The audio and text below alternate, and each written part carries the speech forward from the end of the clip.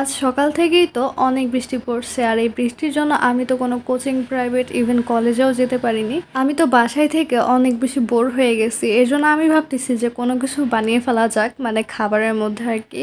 আমি তো আমার আম্মুর কিচেন রুমে গিয়ে সোজা হানা দিছি, মানে আমি খুঁজতেছিলাম যে কি কি ইনগ্রিডিয়েন্ট আছে যেগুলোতে আমি খাবার বানাবো। যাই হোক, এরপরে আমি তো আমার আম্মুর কিচেন রুমে গিয়ে ডিম আর চালের গুঁড়া দেখতে পাইছি, আর এগুলা দেখে আমার মাথায় সোজা আইডিয়া আসছে ডিমের পিঠা, কারণ এইটা আমার অনেক বেশি ভালো লাগে।